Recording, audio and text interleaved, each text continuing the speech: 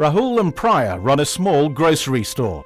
After overcoming big difficulties, their business allows them to live with dignity as active members of society.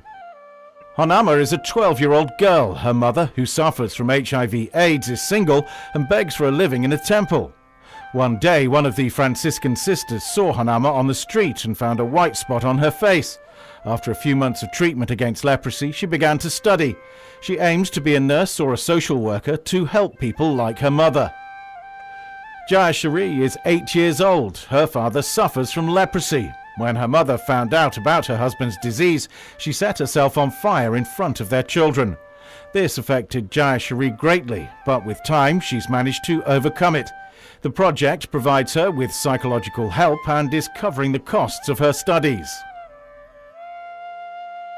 According to the World Health Organization, India is the country which registers the most number of leprosy cases each year. During 2010, nearly 127,000 new patients were detected, and they're not the only ones.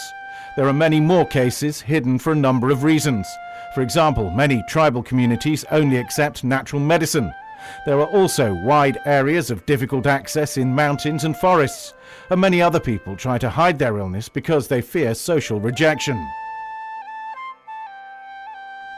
In 1983, the Franciscan Sisters of the Immaculate Conception asked for help from Fontilles, a Spanish NGO, in order to build a small clinic for patients affected by leprosy in the district of Harapanahalli in Karnataka State. This was the beginning of what we know today as the Arogya Matha Health Center.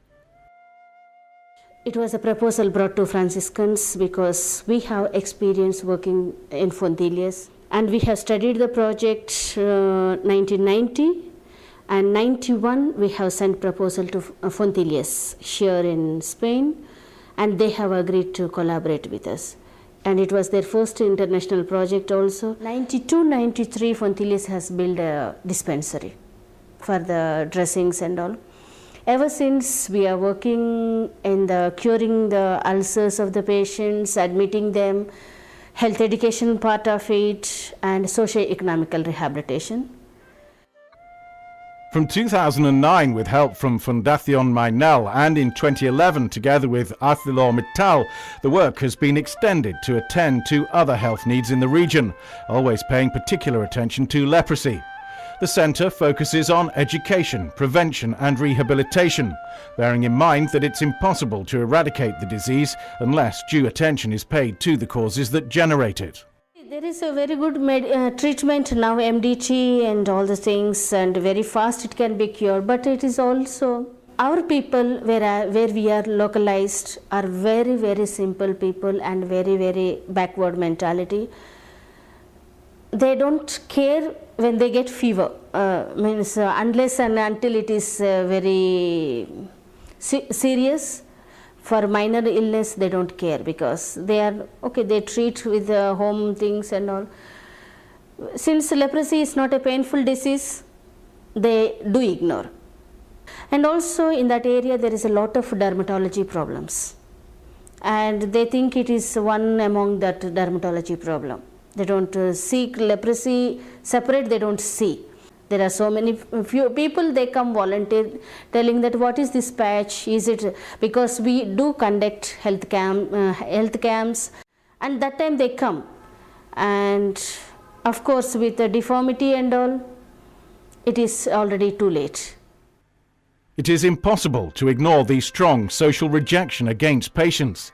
This is the reason why the project is carried out under community-based rehabilitation. This strategy aims to improve living standards for people with disabilities through community and educational initiatives.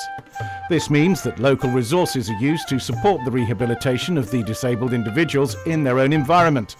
Relatives are being taken care of too, especially the children who receive support for their education.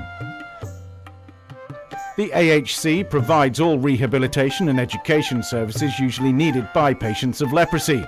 These services include physical therapy, orthopedics, occupational therapy and reconstructive surgery. This way, their daily life becomes less affected by their disabilities. Before there was a lot of stigma. They used to put these people out from their houses and all. But whereas now They don't, when we detect a case, our first priority, before giving the treatment for these people, our first priority is to educate the family. So we make awareness in that family and we study the situation of the family. So simultaneously, we also help with the social rehabilitation. Permanent disabilities push victims into unemployment as well as economic and physical dependence.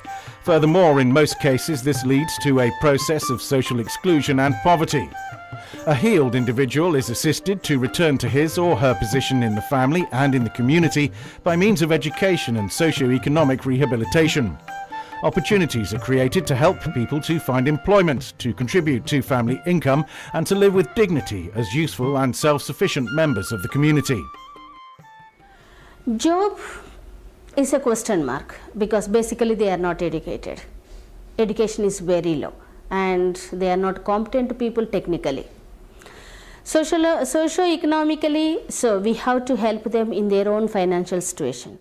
So we do concentrate, if they are children, we do concentrate on their education program and we follow up their education program.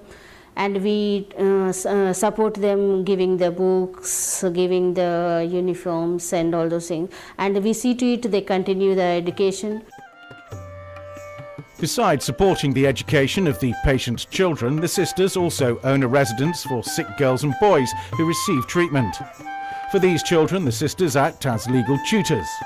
Nowadays, the residence provides lodging for 25 children from very low-income families. 25 children are being supported, everything, food, education and everything. So 25 girls, and preferably we are selecting the girls because the lifestyle of India, girl is always looked second, first always boys. Therefore, we gave more preference for these girls. Girls should come out. Through awareness raising and education, it's possible to change the perception of leprosy. It is necessary to create a new environment where patients are not afraid to ask for diagnosis and treatment. It is also essential to train specialised staff, health workers and volunteers of the community who will help to detect and rehabilitate the patients. To accomplish these challenges, personnel and funds are needed, resources which the most affected countries lack.